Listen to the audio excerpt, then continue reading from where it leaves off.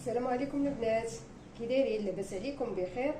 اموركم مزيانه؟ كنتمنى تكونوا بخير وعلى خير. مرحبا بكم معايا في قناه شهوات زينب يونس. اليوم ان شاء الله غادي نحضر معكم كاب كيك كيجي زوين لذيذ كيعجب الوليدات. الطريقه ديالو ساهله في التحضير بزاف وكيصدق معكم من اول التجربه ان شاء الله. ما تنساوش ديروا لي اشتراك وتبارطاجيو القناه ديالي مع صحابكم وحبابكم وديروا جيم وشي تعليق يكون زوين. على بركه الله غندوزو المقادير والطريقه ديال التحضير.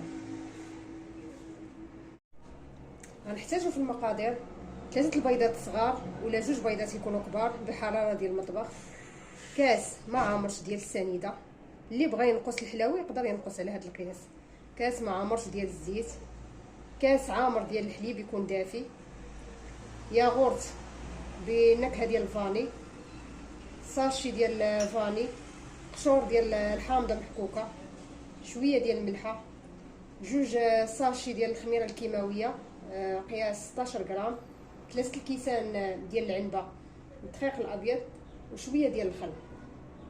غندوزو للطريقه ديال التحضير.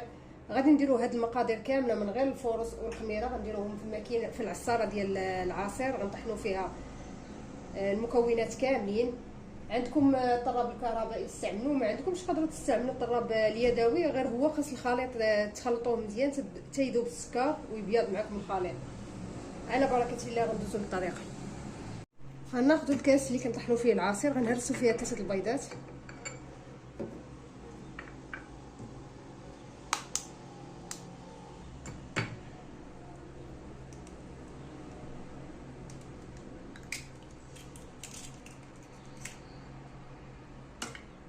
غنزيدوا قبيصه ديال الملحه،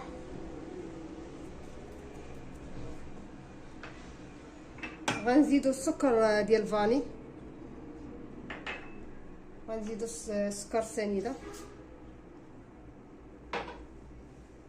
الزيت، الحليب سخنوه شويه. غنديروا هاد المكونات يطحنوا، غنزيد عليهم دانون ونزيد عليهم القشور ديال الحامض. من بعد ما طحنت المكونات كاملين غادي نغربل الدقيق وغنزيد عليه الخميره. بسم الله. حاولوا ما تخويوش هاد 3 الكيسان كاملين تتشوفوا. غنزيد الخميره والخليط راه خصو يكون عاقد بزاف، ماشي بحال الخليط ديال الكيكه العاديه باش كينجحوا معكم هاد لي كاب كيك. بسم الله.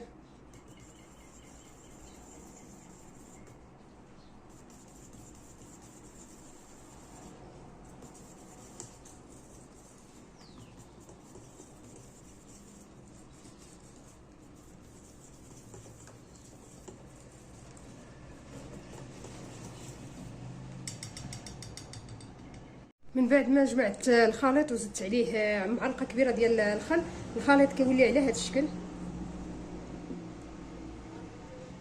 ثقيل. انا خدات معايا 3 الكيسان ديال العنبه ديال الدقيق الابيض قياس 300 غرام ديال الدقيق. غناخذ هذا الخليط غنغطيو عليه بشي بلاستيكه بيضاء وغنديروه في الثلاجه ثلث ساعه، من ثلث ساعه حتى نص ساعه تقريبا.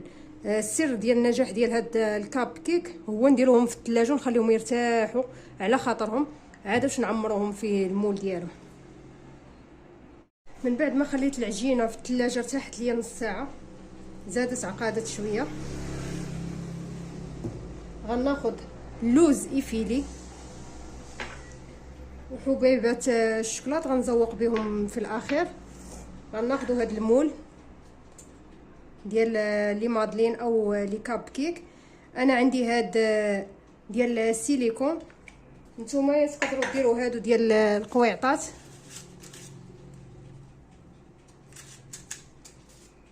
على بركه الله غنبداو نكبو في الخليط في المول. غنحاولوا هاد لي سيليكون نعمرو، ماشي نعمروهم، نفوتو النص ديالهم باش يجيونا مقبين من الفوق، عامرين ومقبين.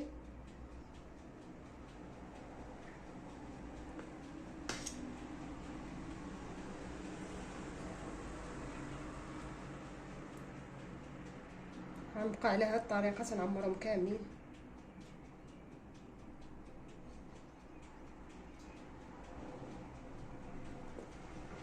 الا كانت العجينه عاقده راه ما غيفيضوش لكم من الجناب، الا كانت العجينه جاريه راه غيفيضوا. العجينه الا كانت هكا عاقده راه غيجيوكم منفوخين مزيان وعامرين ومقبين من الفوق.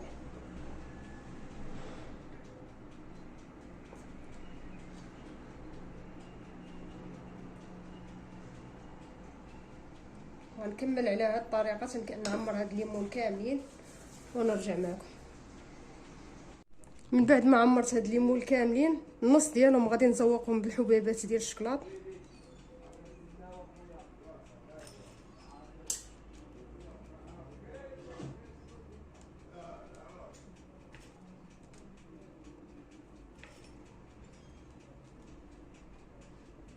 على هاد الطريقه اللي بغى يدير مربع ديال الشكلاط لوسط العجين يقدر يديره.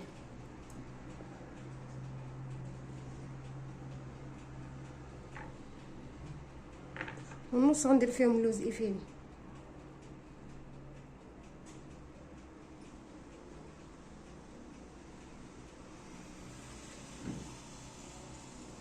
انا الفران شعلت عليه من قبل بشي 5 دقائق تقريبا يسخن مزيان، خاص الفران يكون سخون مزيان. شعلت عليه من الفوق والتحت. من غيسخن ليا غندخل هاد الطاوه وغادي نقص عليه، غنخلي الدرجه ديال الحراره ديالو 180 درجه. ما كياخذوش معايا بزاف ديال الوقت، تقريبا 12 دقيقه حتى 15 دقيقه صافي كيكونوا واجدين. من بعد ما طابوا ليا الكاب كيك ديالي وجاو على هذا الشكل، راه كيجيو محمرين وزوينين. حيدتهم من السيليكون ديالهم، راه كيجيو مفشفشين ورطبين وزوينين.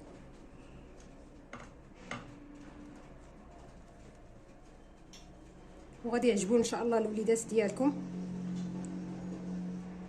من الداخل كيفاش كيجيو. تعجبكم الوصفه ديال اليوم. الى اللقاء في حلقه جديده مع فيديو جديد ان شاء الله.